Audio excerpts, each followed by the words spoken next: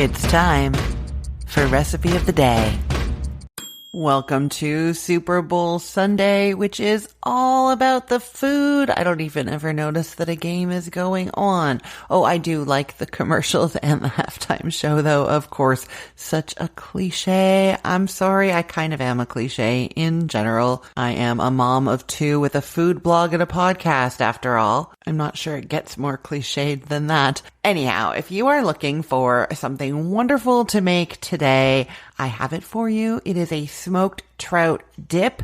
And if you have all the ingredients other than the smoked trout and you don't want to go to the grocery store, don't worry. You can use canned salmon in this instead, and it is so good. I love it. People are going to be asking for the recipe. I promise it is one of those kinds of dips. So I make this in my food processor, or really the Ninja blender thingy that I call a food processor that isn't really a food processor, but that is what I use. It's not going to work in a normal blender. You're either going to use a food processor or you're just going to want to stir it by hand, okay?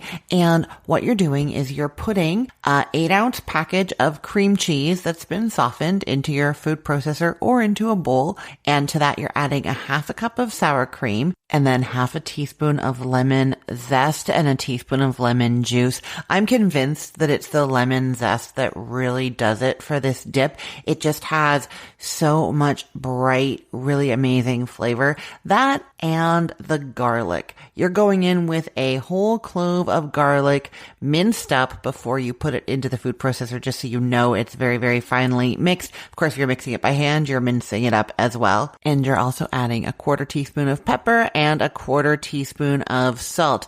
Blend that up really well in the food processor or by hand until everything is smooth and mixed well.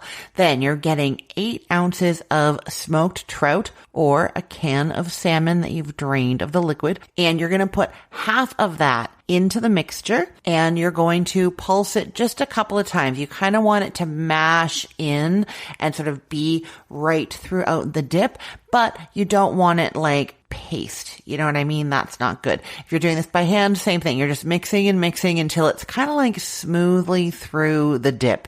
Okay. Then if your dip is in a food processor at this point, transfer it to a bowl. If it's in a bowl already, leave it where it is.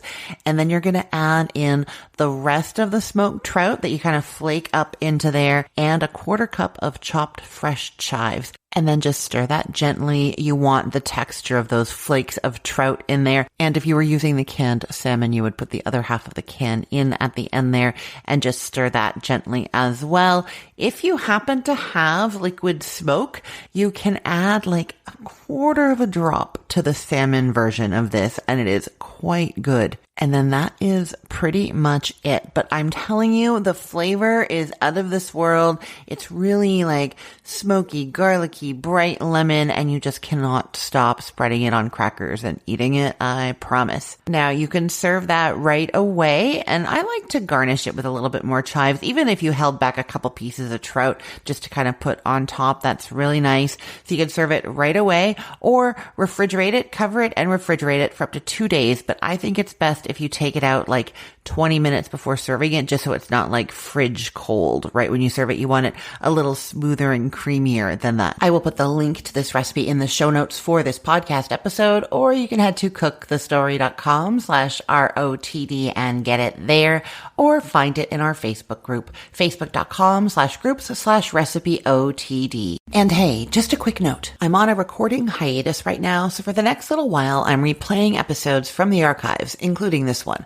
If you heard me mention a holiday, a season, or something going on in my life that seemed a bit off, that's why. Thanks so much for listening, and I hope you're enjoying these older episodes. I am Christine Pittman from cookthestory.com, thecookful.com, cookfor2.us, and from this podcast, Recipe of the Day. I hope you have a great day. Let's get cooking.